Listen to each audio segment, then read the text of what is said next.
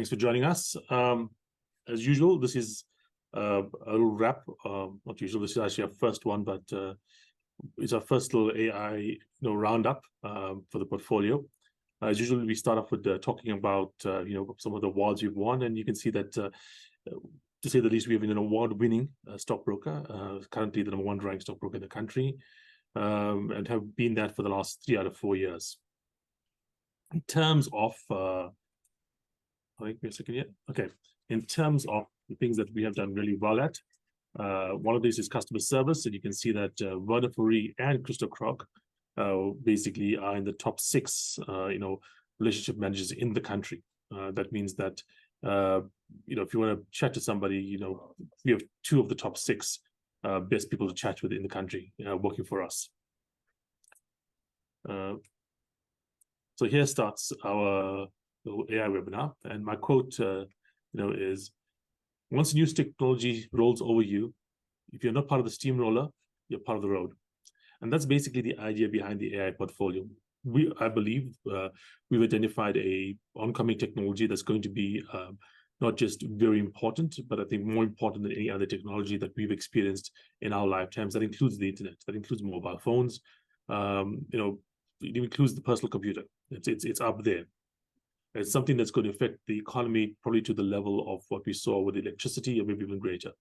I think Satya Nadella, or was it, I think Sundar Pichai from Alphabet/Google said that this is going to be the equivalent of fire in terms of the impact it's going to have on our economy. I don't know if it's going to be that big, but I know it's going to be probably bigger than social media. Now, in terms of what we're looking at the moment, we'll be talking about a couple of these. Let's do a brief review where AI is at the moment, and what we'll talk about is basically what the current trends are in terms of belief, investments, what CEOs are thinking. Then we'll look at technology and how they've changed since the last time we spoke. We'll go through what the major investments, like the business stuff, is happening, and then we talk about like some of the regulations, the geographic company things, also country-wide things that are happening out there, and then finally we look at the portfolio. For those that don't know, the way this portfolio works is it's meant to be aimed at doing really well if the AI theme takes off.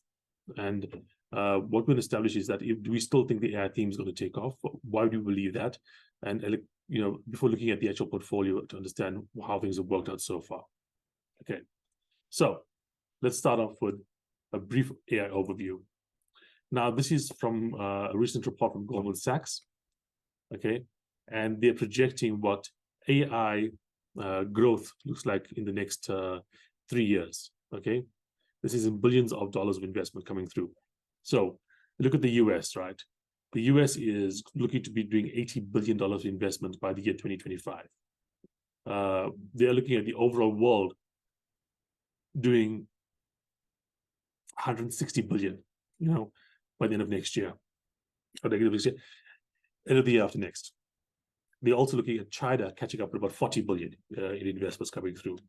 That's obviously, a projection from where we are right now. You can see that this chart doesn't look exactly as straight of line as the projections look like over the next couple of years.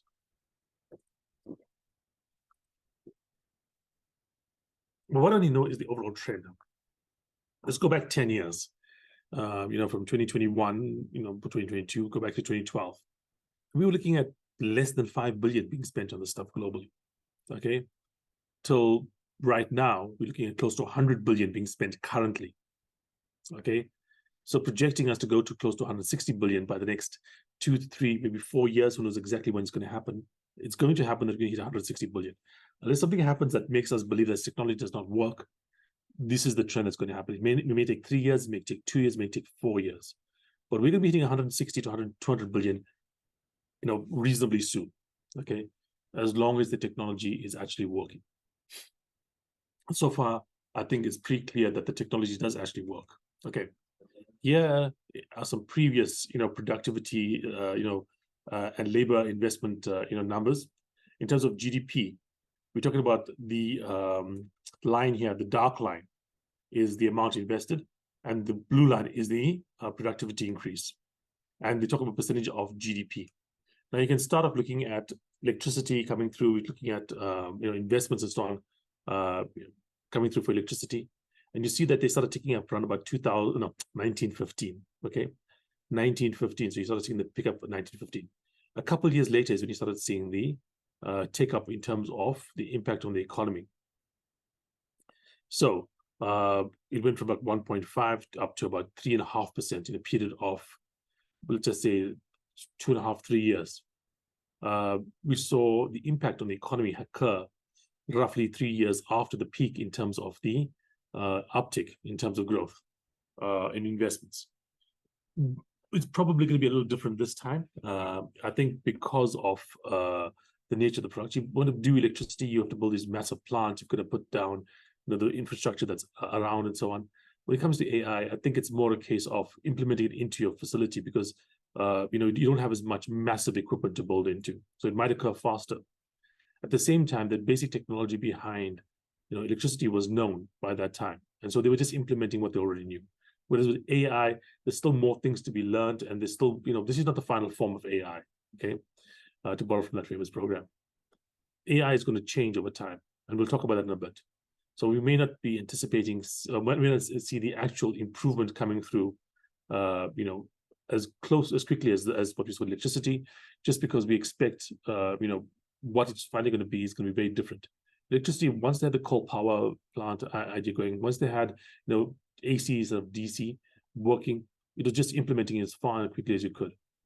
Whereas with AI, in fact, if you look back, 50 years ago, power generation is pretty much the same as it is right now. We had nuclear power, we had, coal, majority hydropower, all those things. There's, of course, now we have a bit more, solar and so on, but the real thing has not changed. The grid is kind of the same. We haven't really changed many things. Over a 50-year period, it's impossible to imagine that AI does not change, no matter how advanced we get. Okay, market interest in basically AI. If you go back, basically, we are talking 4 years ago, 5 years ago from now, like 2018, 2019, we're talking about 5% of people were talking about AI, right? Right now, we're looking at about 15, 16% talk about AI. AI is going to be something like electricity, I believe. It's going to be something where every company has to use it. You can't imagine a company saying that we are a non-electric company. The same way you won't be able to imagine a company saying we are a non-AI company. Because electricity, even if you're a shop, even if you're a restaurant, even if you're whatever you do, you have an electrical connection. You have one at home. Every house has one. It's a human right almost at the moment. And the same thing I think is going to apply to AI. It's going to be widespread. You're going to have huge amounts of impact across various sectors of the economy. And I expect that chart to go up and up and up. It doesn't matter what you're doing, you're going to have some AI impact coming through into your economy or into your business. And I think that's something that we basically, a trend that we are going to be seeing continuously go forward, okay? And in terms of, sorry, a second. Okay, in terms of what CEOs think at the moment, if you look at next year, you find that the amount of people that are saying that the labor needed would change is about 20%. And the people that say it won't be changed is 40%. That's next year. Whereas you look at 5 years in the future, the amount that think is going to change is over 75%. And the amount that think is not going to change is less than basically 20%. These are people running economy, running companies, running businesses out there. And if you look at what they're saying that less than 20% of companies believe that they will not need to reduce the amount of labor, they need in the next 5 years. That's a short period of time. Okay. We've already seen, for instance, I saw on this little slide, but a company in India already fired 90% of their call center staff and replaced them with a bot. It's coming.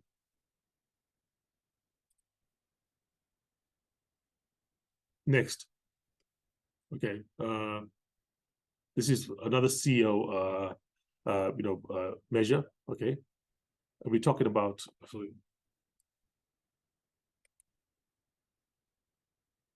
Okay, again, we're looking at a CEO measure here. This is slow adoption at first.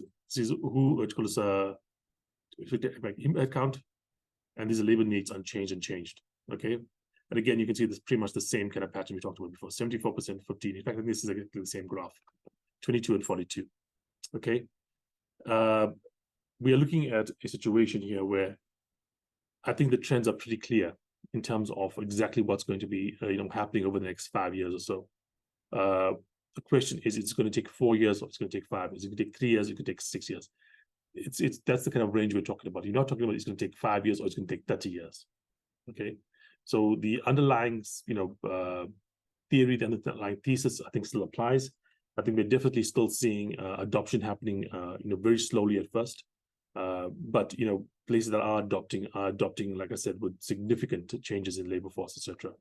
And investment, like I said, is rising. And looking at what we saw in the past with things like, for instance, electricity, we'd expect, as investment rises, we'd expect a couple of years lag before we start seeing the improvement in productivity as well coming through. Okay, now key developments over the last 3 months or so. This is my last little talk with you guys. Firstly is multimodality and smaller models, and then I want to talk about something called Gemini. Multimodality, basically, right now we're talking about large language models, words, and they're adding multimodality in. Multimodality basically means that the models input and sometimes output as well, not just words, but video and pictures and that kind of stuff. So, for instance, GPT-4 was trained to a certain extent on pictures and a lot of words. And it started off, it was mainly you put in words in it, you just type a prompt and it gave you an answer. But now that you had multimodality, it doesn't just mean that this stuff can draw you pictures. Like, it's not, don't imagine it's like you take the picture drawing one and you take the video making one and you take the text one and you put them together. And there's one program that can do the text generation and do, video generation, and you can do picture generation. That's not what I'm talking about. I'm talking about, multimodality means input and output. What do I mean by that? I mean, you can take a picture and show it to the computer and say, what's happening here? And it'll answer you in words. So imagine you take a picture of the inside of a computer and you point to something and says, this thing looks weird. What's happening here? And it'll give you an answer. You take a picture of your skin and say, oh, I've got this little kind of weird mark on my arm here. What's happening here? And it'll give you an idea. What could be happening here? Give me an explanation of what's happening here. And it'll give you an answer for that. You could take a video of something happening and say, explain what's happening here, give me an idea, or ask a question about it. Okay, there's a video of a bird. Okay, it's singing. What bird is this? You normally expect to see it in this place where I am right now. It'll give you an answer based on that. So you can see it's not just a case of, oh, I put in the word one plus the video one plus the picture one up together, and they do the same thing that each one of them did, but in one program. No, it's that you put them together and they do things that none of them could have done individually in the past. Okay, you can't put words into, like, for instance, DALL-E, okay, and expect it to write a poem for you. It has pictures. Okay, you can't put video into DALL-E. You can't put video into GPT-4 and expect it to answer questions on you right now. But the future is going to be looking like that. The other advantage of having these multimodality models is greater training sets. If you basically look at the amount of data they put into GPT-4, it's pretty much hitting the limits of what is publicly available. In some cases, not even publicly available data out there in the world. OpenAI was using almost all the internet to do this stuff. To give you an idea, like, one of the key things that they had was emails from Enron. Why? Because that was a publicly available email data set, because all those emails were on record because they were part of the court case, etc. However, if you add on video and then you add on pictures as well, the amount of stuff this thing is learning from is increasing. Imagine you have a child, and you only teach the child basically with books, nothing else, just words. Then you take the child out and you show them videos and show them pictures. Imagine how much easier it is for the child to learn. Obviously, I'm using an example here of children versus AI, and it's not quite comparable, but the idea is the same. It'll be much easier to learn with pictures and with video, and then learn with text as well. In fact, one of the big steps ups for towards GPT-4 that got it to where it was, ChatGPT 3.5, for instance, the big step up for it was actually giving it a data set of computer programs. And that allowed it to understand logic a lot better. And that allowed it to basically be a lot more functional in the real world. Before they had this, it was not as functional, but once they had it, towards programming samples, a whole list of like computer programs and etc. That logic improved the ability of the thing to work better. And I think the same thing is going to happen here. We're going to get advances because we're giving it more text and we're giving more video that'll later do more things because there's more ways for it to understand. Well, obviously, again, the word understand, this is a machine. understand how the world works better. Because the more examples it has of things, the more likely it is to basically make the connections that makes it more functional. And finally, I think that the way this is working out is that, in a few years' time, multimodality models are going to be like color television or movies with sound. When movies first came out, they didn't have sound, they didn't have color. First time they had sound, it was a huge deal. The Jazz Singer was a big deal because there's a movie with sound. Oh, there's a guy talking, okay? And then you watch, and by the way, watch The Jazz Singer. It's a terrible movie, but it's very interesting to see how things have progressed. And the same thing with color. When they had color television coming to South Africa, some of you are old enough to remember, big deal, color TV. The same thing happened with movies, big deal, color in the movies. And the thing to understand is that nowadays you go to a movie, and if it doesn't have color, or it does not have, sound, it's a artistic choice. It's not something that you expect to have in a normal movie, because now movies have color and they have sound. In the future, large language models, whatever term we use for them in the future, ChatGPT-5, GPT-7, GPT-8, they are all going to be multimodality models. That's just going to be the new norm. Okay, next thing, smaller models. This is a big deal, and let me explain to you why. What has been discovered through a paper called "Textbooks Are All You Need" is it's this basically. It's that if you can control the quality of the data you put in, you can use a lot less data to get the same kind of results. Like I said, OpenAI, when they put in the entire internet effectively that they get their hands on into GPT-3, GPT-4 effectively, and the results were astounding. But there's a lot of stuff in the internet that's not real. Harry Potter does not exist. The Earth is not flat. There are, as far as I know, no space aliens visiting us at the moment, but who knows? Okay, and Bigfoot does not exist. But if you go on the internet, if you do not know this up front, you might believe that Harry Potter is a real person. You might believe that the Earth is flat, or you might believe that Bigfoot is walking around Santa at the moment. And that is obviously a downfall of using as much data as you can. The quality goes down. So what these guys did was says, let's give us the highest quality stuff we can use. What's the highest quality information that you can give to something?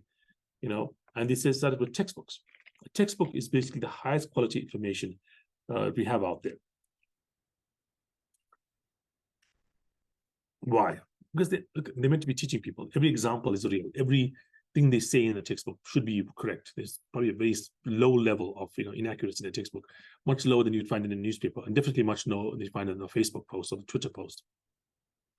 So you gave a small amount of data, but very high quality data to the machine, trained on that, and what was the result? Something that worked almost as well as the thing that was trained on everything.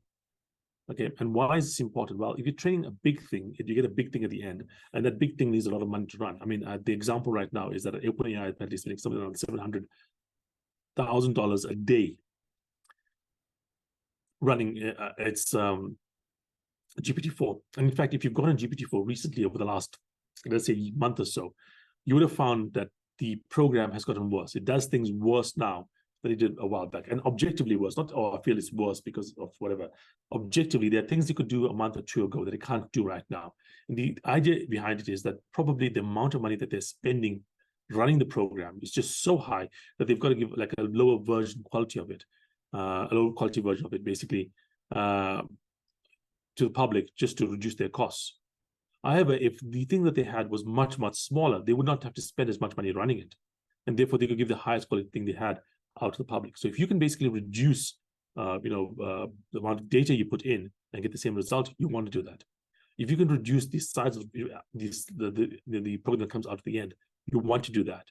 And this paper has shown that it's very possible to do that. If you have the high enough quality data, you can significantly, and I'm not talking about 1 or 2 times less information in, you're talking about hundreds of times less information in, hundreds of times smaller for the final product than the comparable large product.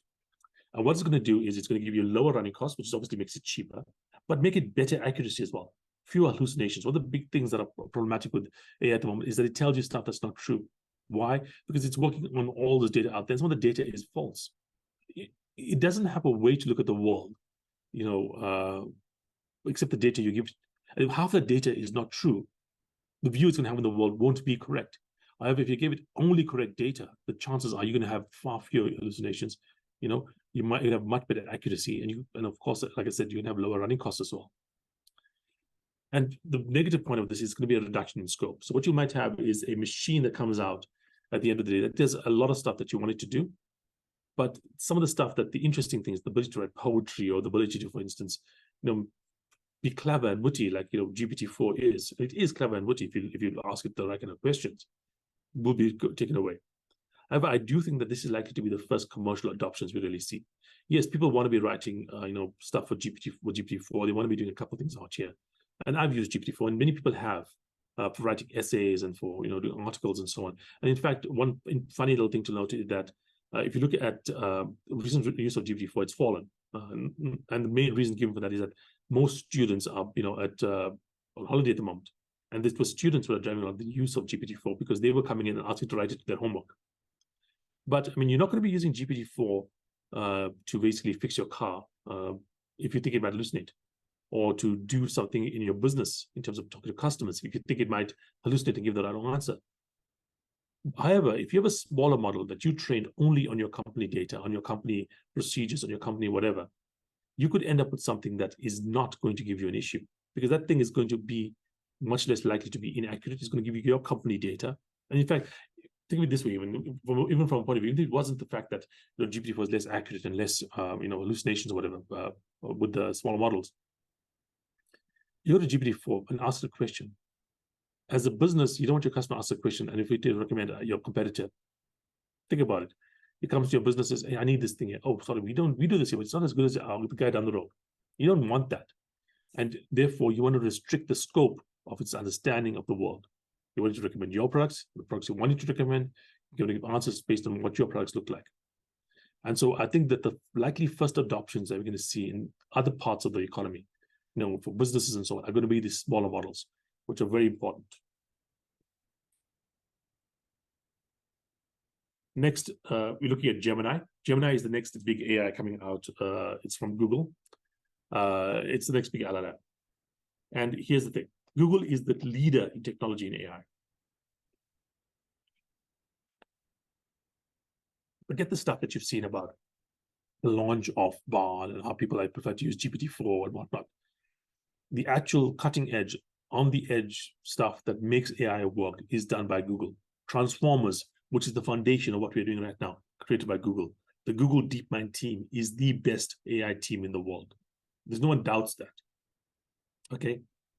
They're coming out with a product that they are basically doing 2 years after the GPT-4 finished training back in September 2021. So the best team is coming out a couple of years later with what do you expect it to look like? And I'm telling you, it's going to be better than GPT-4. Okay. And the thing is that GPT-4 is going to come out next year at the earliest, right? There's not going to be anything else comparable to that. Anthropic, which is the other one out there. So the big three guys out there is Google, Alphabet, AI, Microsoft. Then there's also Facebook with the Llama model, for guys at least. And then there's Anthropic. Anthropic is a company started off with guys from different companies and so on that got together. It's one of those ones that are not backed by one of those big companies at the moment. But none of these guys are comparable to ChatGPT-4 at the moment. And I'm telling you right now that Gemini is going to be better than GPT-4. And so expect Google, Alphabet to take the lead in AI, probably from middle of this, the fourth quarter of this year. So somewhere around the third quarter, we are right now to the fourth quarter. It's going to be before November, December. We're going to get this thing out. And that thing is going to be better than GPT-4. What it can do and cannot do, we don't know yet. Okay. But honestly, expect, like with GPT-4, there's things it's going to be able to do that the people that made it don't even understand. Okay. GPT-4 could do things that we do not even understand that it could do until we tested it. And that's what makes this stuff magic, is that it's not so much that, I think it's incredible technology, whatever. It's the fact that the explanations of what it does, don't quite match or what the actual reality is. Often it's able to do things that we did not program it to do, didn't expect it to do. And therefore, when we have we have Gemini coming out later of this year, I would expect an improvement probably in the scale of, GPT 3.5 to GPT-4, maybe even larger. Okay. So what is all this meant to tell you? It's telling you that there's no slowdown in terms of investment. There's no slowdown in terms of progress. And even though the startup in terms of adoption has been low, the majority of CEOs, people that actually run the biggest companies, expect within 5 years that there'll be a significant change in the way they do business. Some investments that's been happening. I want to talk about a couple of things. First is Meta's open source, Microsoft Team, then startups, and I want to talk about Apple and Amazon as well. Okay. Meta is releasing its models open source that is basically giving out to the world. Now, this is something I think that's a different approach, but it's not an approach that might is logical, or it's not illogical. It's not something that's just crazy. They're not just giving it out of the world for willy-nilly, sorry, basically. What they're doing is they are basically trying to establish a new standard. This is what IBM did. IBM back in the day was up against Apple, and IBM basically made its architecture open source. That's why everybody uses PCs rather than Macs nowadays. I mean, Macs have made a comeback with the iPhone and so on. But the majority of machines out there are PCs, Windows, that kind of thing. Why? Because Macs are basically controlled by Apple and all this, like whatever. But anyone could make that IBM standard machine, and that was much more open source, and therefore costs were lower. And then you had the ability to form a new standard. And the same thing, I think, is maybe what Meta is doing right now. It's giving a new standard out to the world. Okay, the strategy that they're using, the IBM strategy, could mean that in 5-10 years' time, because everybody was trading with the open source or using the open source Llama model because it was the free open source model to use, everything else was closed off. All the next generation of AI, basically programmers, are used to Facebook's, Meta's model, not everybody else's model, and it gives them that advantage going forward. One. Number two, it messes with Google, and that's an important feature. I mean, a couple of these companies are doing what they're doing with AI, and one of the motivations of what they're doing with AI is just to mess with Google. That's definitely Microsoft's, aim. I mean, Sachin Derekama says, yeah, it's making them dance, and that pressure on Google was meant, was on purpose. One of the reasons that these guys do what they do is to actually mess with Google for some reason. Even though Google's not as large a company, for instance, as Microsoft, but it is definitely the leader in terms of tech at the moment, like I said before. And also, Meta is teaming up with Microsoft. They're what I said to be preferred partners in terms of how they're using the models. And that brings us to the next thing. Microsoft is teaming up with everybody. Okay, OpenAI, definitely. We know about that. It bought up share of OpenAI. But also with Meta, with IBM, with NVIDIA, with Snowflake, with Epic. It's just a number of different partnerships. It's just to build a partnership network, trying to come in and just be everybody's partner, everybody's preferred partner, getting first access to NVIDIA chips, getting allowing Meta to run its stuff on its basically cloud service, Azure, that kind of stuff. And Microsoft is trying to build a team, an AI team. And again, like I said, their aim is to take on Google. Okay, and that just shows how key that next Google, LLM is going to be, Gemini. Startups, number of startups coming out here. This is the kind of trend I found there. There's been a focus on hardware. Hardware right now is incredibly hard to get. And because these programs right now require huge amounts of hardware. We're talking hundreds of millions, billions of dollars worth of hardware in some cases to train up the next generation. A lot of focus on hardware. They'll raise $1 billion and spend $800 million building up the hardware, buying the chips. Huge capital requirements.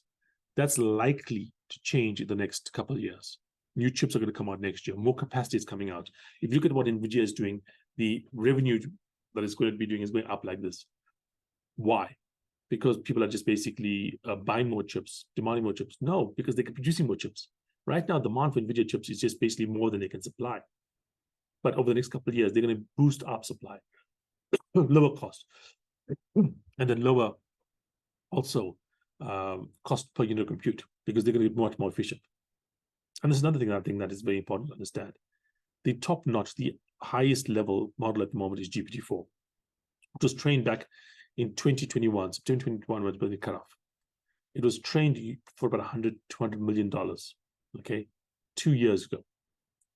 Even if nothing has changed, even the same amount of money now versus 2 years ago, they had done nothing to basically the hardware, but the software is better now, and you would have trained it better. If you have to keep the software the same and use new hardware, the hardware is better now, it will trade better. If you kept both of those the same, the software and the hardware, the money now is much higher and you've done more. You're going to be seeing programs that are more efficient, trained on hardware that's significantly more efficient and cheaper per unit compute, and being trained with a lot more money in the next 2 or 3 years. Unless there is a significant, drop off in terms of capacity. Even if you found like the marginal cost of improving was like quite significant. When you go up like 10%, then the cost doubles. Okay, well, in the next say 4 to 5 years, we're going to go up a couple 100 times in terms of efficiencies and whatever. And so even with that ratio, you're still going to find programs that will be 10 times better than what we have currently. Even with, like I said, a huge drop off in terms of improvement for the amount of input you put in. I'm just saying the inputs are going to be so much more over the next couple of years that even if there's a slowdown in terms of the improvement, the amount of stuff you put in is just going to make it still have a significant improvement. And if it doesn't slow down, we can expect programs in 4 to 5 years' time to be 1,000 times better than what we have right now. Okay, can you imagine what something that's 1,000 times better than GPT-4 looks like? I don't know. Okay, then the two quiet guys, Apple and Amazon. Not a word from these guys.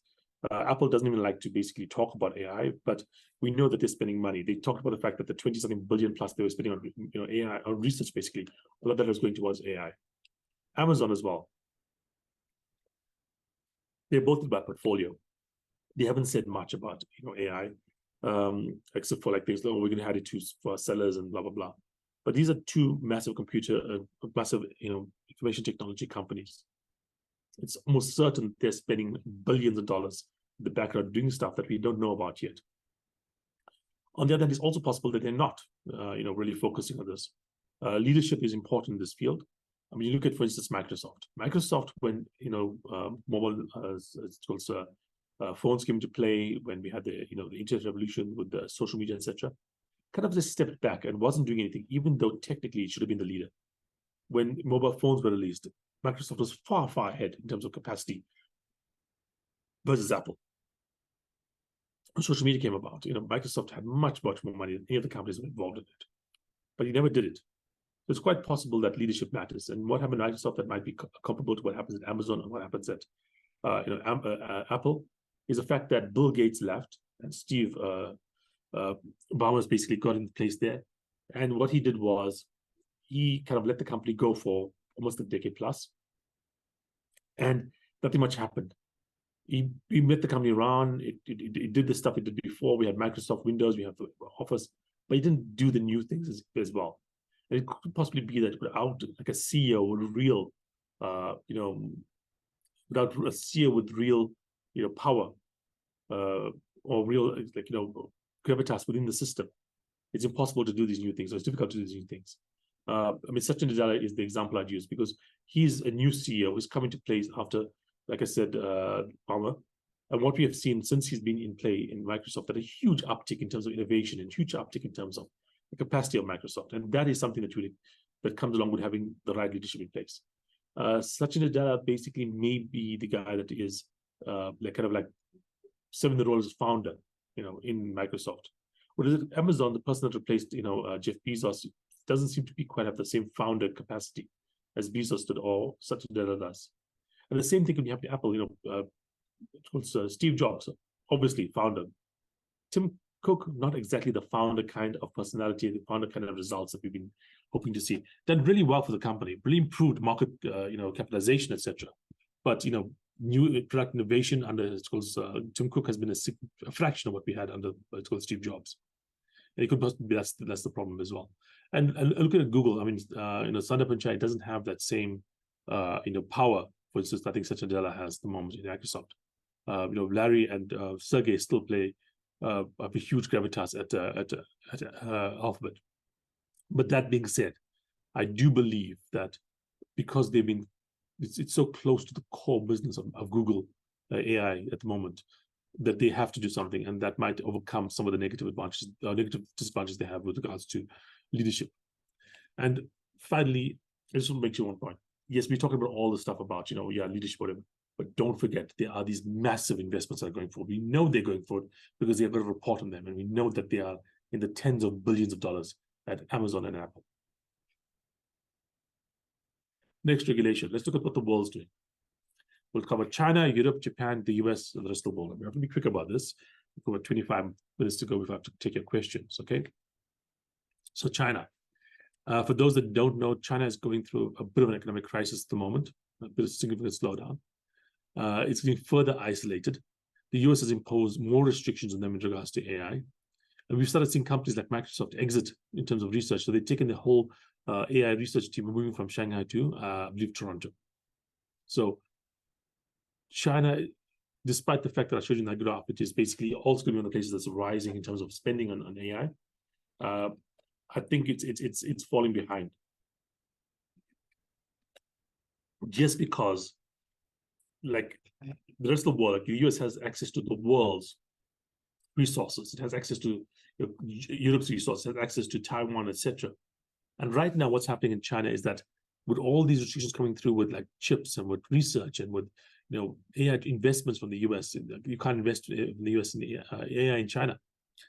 We saw basically Andreessen Horowitz, sorry, I think it's Square Capital actually, Square Capital cut off their China arm and basically separate from it because they don't want to run afoul of all these rules against doing this kind of business in China. And I think that's going to be a huge hindrance to China.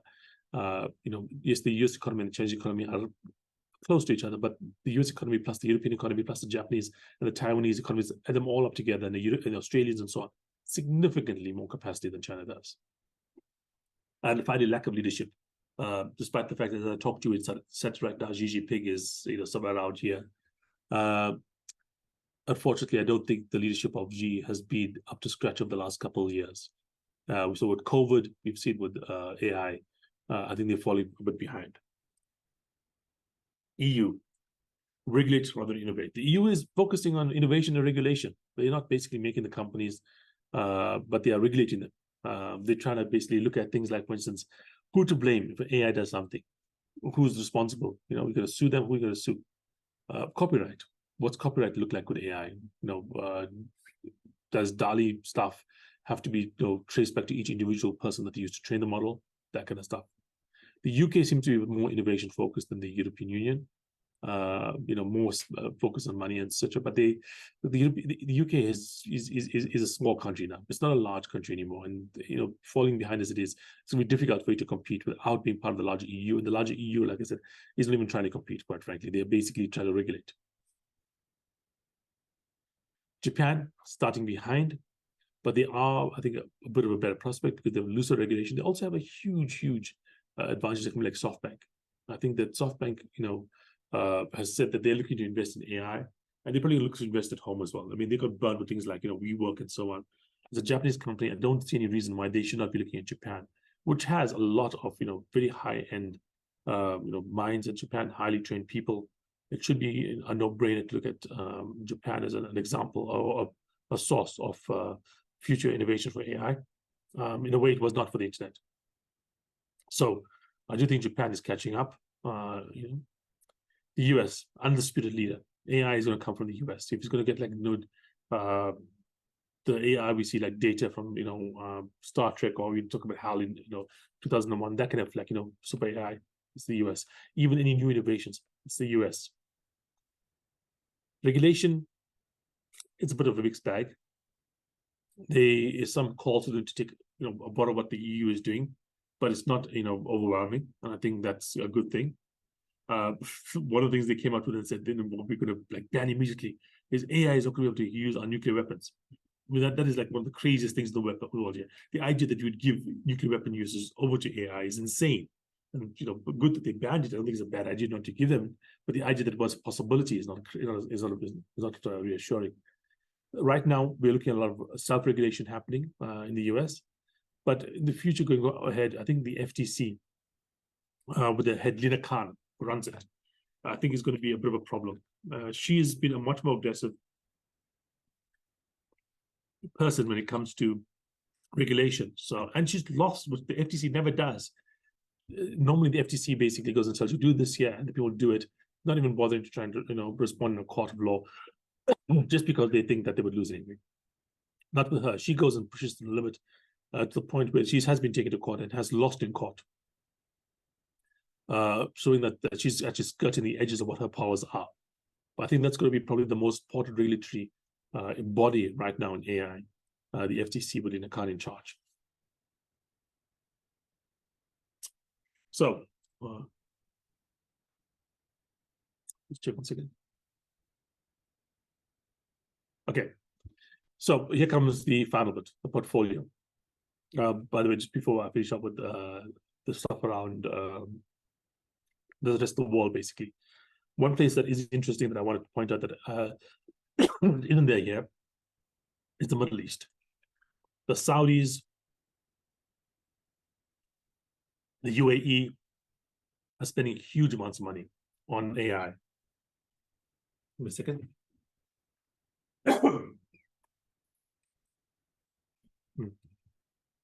And what it's resulting in is a possibility that they may be a dark horse in this race.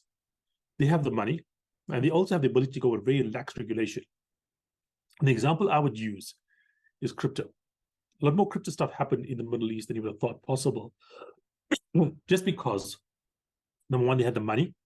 They could attract the people with the lifestyles that want to get into crypto, and regulation was less in those areas.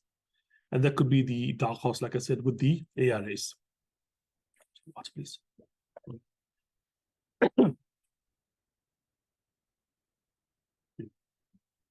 Sorry, I got a bit of a sore throat. Thanks.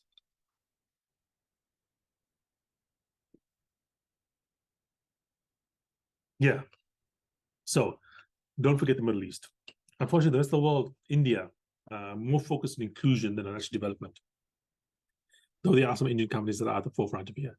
Africa, unfortunately, being left behind, and so is South America. The stuff is happening primarily in the US. The European Union is basically falling out of, falling over itself, trying to regulate something it doesn't create. Japan is trying to catch up, China has a bunch of self-inflicted wounds, but it is a big player, and they have the brain power in China to do it, and the system to do it, but just need the ecosystem to make it work. And the Middle East, I think, is a dark horse. I think you find the Saudis and the Qataris are coming up with some very innovative ideas. And you've seen that in the last couple of years. Look at the Live tournament. Just to give an example. These guys were spending billions of dollars trying to take over golf. Why? It's because they have a lot of money. They know the future is going to be different. And trying to find something that's going to click with them. That might get them, some kind of purchase in the future. We've seen that with, for instance, with soccer. When Mbappe offered that fortune, Ronaldo now playing there, Messi offered that fortune. I think that what the Gulf states are doing right now is just basically taking money and throwing it at anything that might stick in order to basically see what their future looks like. In fact, SoftBank was funded in a large extent by Saudis. They got a huge investment in SoftBank, and that they wasted that money basically on things like WeWork, etc. But here's the thing: if they had this kind of money and they turn around, and now we're having a technological revolution that's real, where we are actually having something that's really underlying this kind of investments, it's quite possible they just get lucky. With that kind of money, they are a player just by having that kind of money.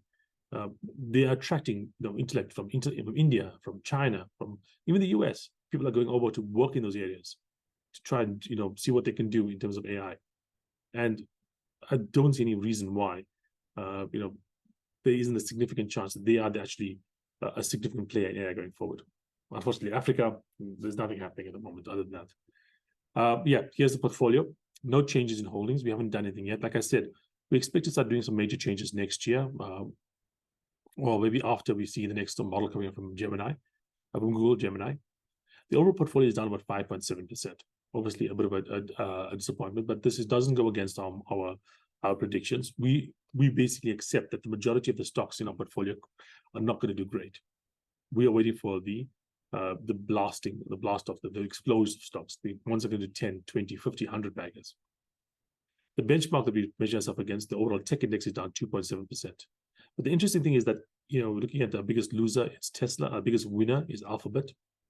But the interesting thing here is that looking at investing in AI, had you gone through us, with our portfolio versus going through the ETFs, which is another option. ETFs are down almost 10%. Our portfolio is down 5.7%. So we're actually a better way, to start a positive side to a dark cloud. We don't want to be losing money, but is a better way what we're doing in terms of how we're investing in specific companies, etc., than just going and buying the blanket market out there. Okay. The portfolio, no changes, down 5.7%, but like I said, the ETFs in the sector are down almost 10%. Now look at the big stocks out there. So Tesla, let me go through them and tell you why I'm in these stocks and basically what makes us have them in our portfolio. Okay, Tesla, it's about 8.5% of our portfolio, down 15%, almost 16%.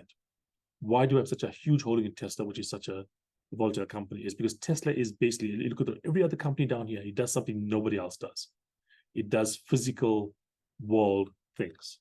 It moves stuff in the world. Okay.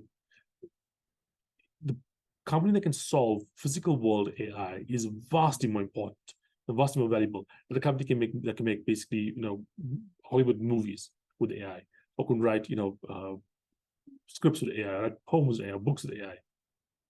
The company that can do call centers with AI, the company that can do physical world AI is going to be the most valuable company in the world. And Tesla is the leader in the sector. So even though it's down 16%, we still have to have it in our portfolio because that is like I said, there's a chance that is the way AI goes. There's no guarantee on any of these things. Without AI, without the kind of stuff that we think, we would have to do to make a physical world AI possible, Tesla, I think, is worth a fraction of what it is worth right now. But with it, it's worth multiples, many, many multiples. Next thing, Microsoft, down 10%. This is another 8.5% holding. We went into Microsoft because it was the leader at the time in tech, and I think that is justifiable. See the moves that we talked about just now with Microsoft. The moves that they're making are significant, and there are things that I think stands in good stead to have a real claim to be the winner in this thing when all said and done. The next one is Alphabet. We have to have that in as well. Okay, they're up 7%, so that is a winner in that sector. And I said, like I said, Gemini coming out is probably going to make them above, Microsoft in terms of our prediction in terms of the leading company. AMD, they make chips, so does Nvidia, and so does Intel. They all are sitting around about, AMD is about 5.7%. We downgraded our AMD, which was our Nvidia position a little bit. The reason being is that Nvidia had run a bit too much, and these AMD and Intel were, seem better value companies.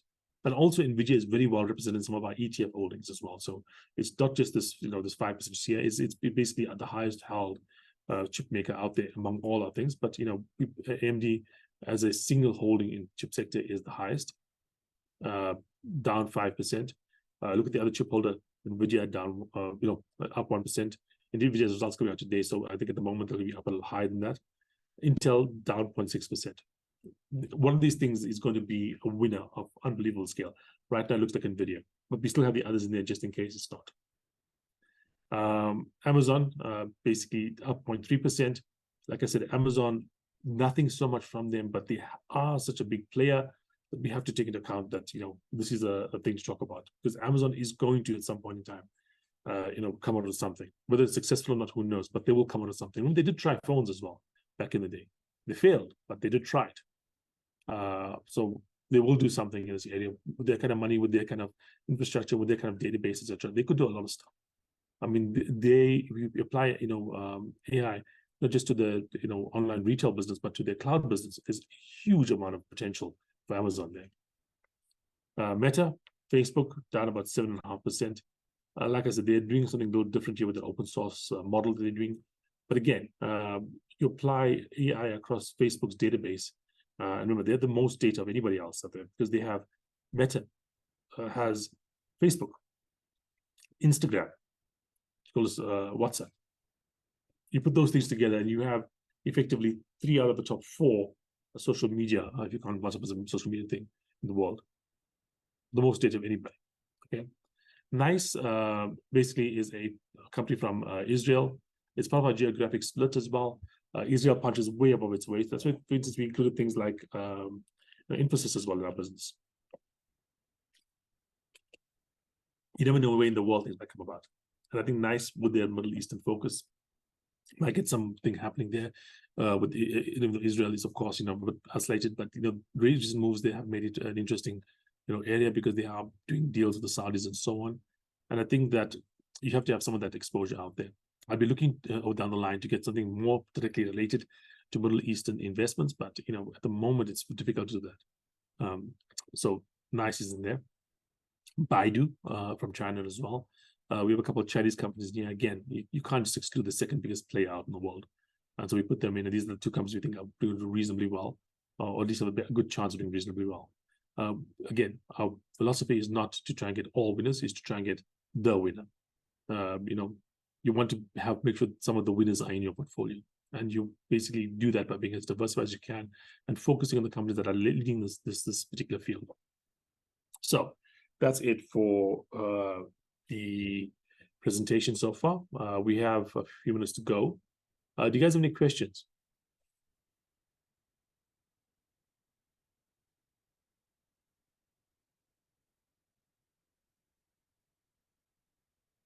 Just to give it a heads up, if you want to invest, the rand's getting a bit stronger at the moment. It's currently at about 1850. And prices have come down a little bit. I think it's a reasonably good time to put some money in. We're predicting that the takeoff happens next year. But like I said, with new platforms, new systems coming into place, for like Gemini, in a few months' time, expect that what we're talking about right now, don't know what exactly that thing can do and what its capabilities are going to look like. But expect that there'll be a significant improvement over GPT-4. And you want to be basically in some of the stuff. I think there'll be a new kind of hype drive around it when the new, like I said, the new LLM comes into play. Okay, anybody have any questions about the portfolio or about any of the AI stuff that's come out?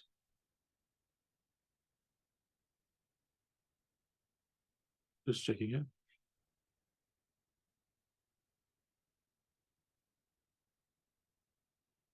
Okay, how do you invest? Basically, simple. Just give us a call. We'll do the whole thing for you. If you have money in South Africa, we'll take it out to the country for you. If you have money overseas, we'll create the accounts that you just deposit it into.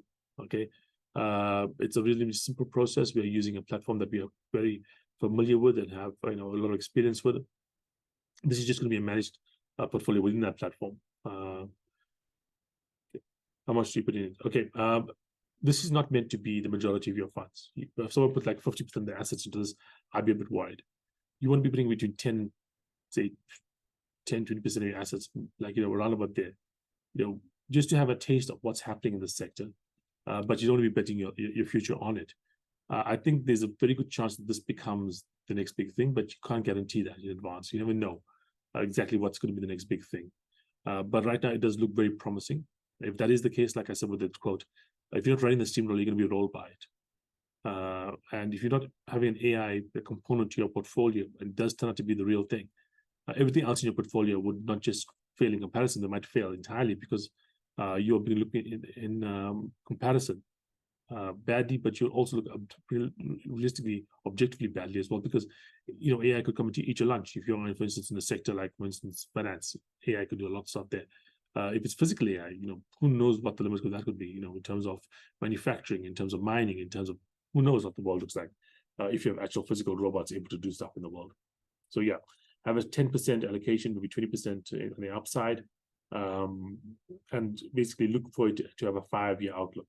Like I said, we don't expect the really big hype to happen in this year. It's only going to happen in the next 2 years or so. But we don't want to be waiting for that to happen, because trying to wait for that timing to happen usually is the wrong way to go. You want to be in advance. So if you're getting a little high in advance, once things take off, you're going to be in a better situation overall.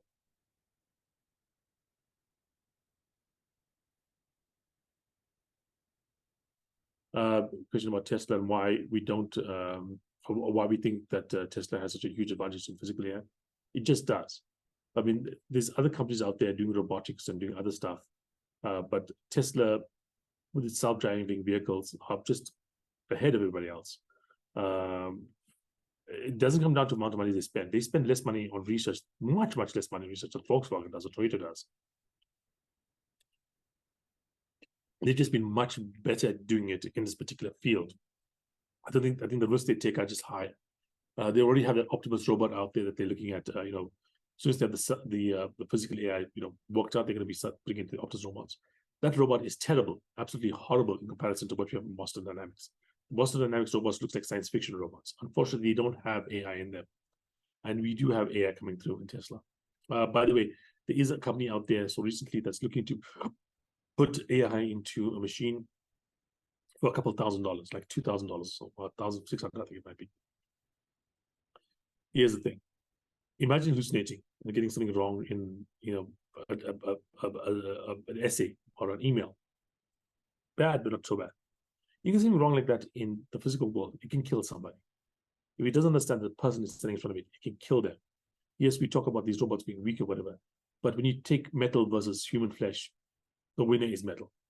So I'd be a bit nervous about some of these upfront kind of things, but I do think that Tesla, the way they're doing what they're doing with self-driving cars, if they can crack the self-driving car problem, quite frankly, it's not such a big leap to crack physical AI for the rest of the world. That means robots walking around, cleaning your house, cutting your grass, building your factories, working in those factories, building your mines, mining the stuff. Like I said, the world is a very different place.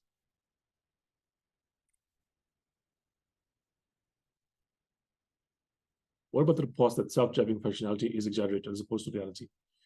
Self-driving functionality is exaggerated. Elon Musk is a bullshit, a BS artist. He just BSs all the time. This weird thing is that he's a BS artist that gets things right enough times that you can't doubt him entirely. Okay, the stuff he's done with X/Twitter, it's crazy, but the company is now profitable for the first time in a while. And I have a theory about that that's quite complicated, but I do think that the stuff he's doing at Twitter is actually, X as it's called right now, is actually quite smart. Look at cars.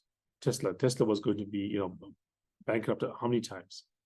SpaceX, famously, basically, they got into like I think one launch from failure, and now the Starship is. If you watch those launches, are beautiful things. The thing with technology is it doesn't work until one day it does work. For hundreds of years, you try and fly, nobody flies, and suddenly the Wright brothers do something, and 60 years later, we are walking on the moon. That's what the world looks like. You know what I mean?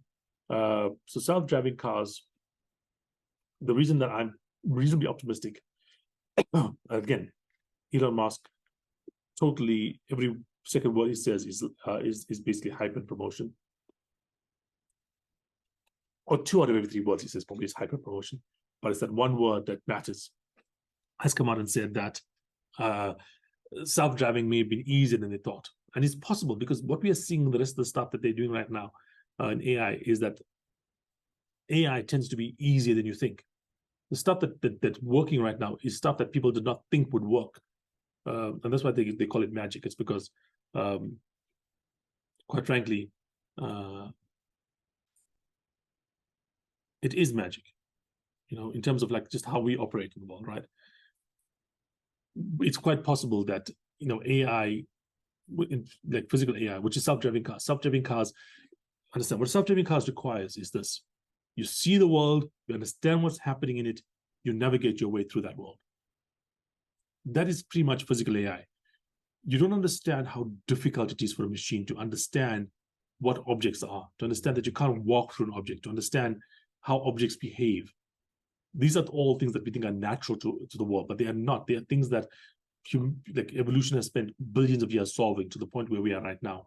And that means that the things that we think are trivial, oh, that's a wall, you can't go through a wall, okay, doesn't seem to work with machines. But once you get to that point where a machine can actually perceive what's happening in the world, can see the world and understand that's an object and this is how the object behaves, then we have physical world AI, because a robot can say, oh, that is an egg. I crack the egg, I put it in this thing here, I shake that egg up, I make an omelet. The same thing that sees that car can see the egg. We just need to get to the point where it understands that these objects exist in the way we understand it. Next question: what's the likelihood of AI making a real impact in the South African economy? Taking this line thought from you, pointing out AI making its way to the physical world. Look, if we have physical AI, like, that I can actually do stuff, like you have robots that walk around and do stuff, the world does not look the same. It's as big as having basically someone from like Roman times coming and seeing a computer. Okay, that's what the world looks like, because every single thing that you think is a cost goes down to zero effectively. Building cars, the machine builds the cars. What builds the machine? The machine builds the machine. What mines the factories? What mines the stuff to build that stuff? The machine does that. What builds your house? The machine does that. And the machine basically gets cheaper over time, because that's the nature of capitalism. Over time, machinery gets cheaper. You could easily have a point, say 20, 30 years from now, where if this physical AI is real, that you could have 1,000 people, effectively 1,000 like workers working for you, for the cost of maybe a couple $100,000 in today's money. What could you do with 1,000 workers? What kind of buildings could you build? What kind of machinery can you make? And remember, these are not 1,000 unskilled workers. These are 1,000 of the best physical engineers in the world, because they'll have the AI behind them. So yeah, if this stuff works, the South African economy is going to be vastly different. Unfortunately, I think it's going to be vastly worse than it is right now in terms of the happiness of the people in it for a little while, until we have whatever happen. Because what's going to happen is you're going to see most of the money going to the places in the world that makes the stuff, as opposed to the places where it's used. Right now, Facebook uses South Africa, money goes to the US. Microsoft uses South Africa, money goes to the US. That's how it's going to be going forward. Okay.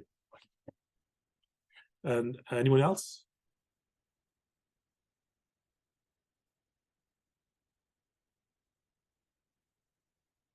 Okay. Like I said, interested, give us a call. Viv@ransfest.com, info@ransfest.com. And we'll basically, I'll just get you started. Like I said, it's a simple process. If you have a significant investment portfolio, 5-10% into this portfolio, 20% if you're more aggressive. The minimum here is $19,000, $19,000. I don't give you the round amount because that fluctuates, as you know, month to month. But that's pretty much where you need to get into the portfolio, more $19,000. Okay. Cheers. Thanks for joining me.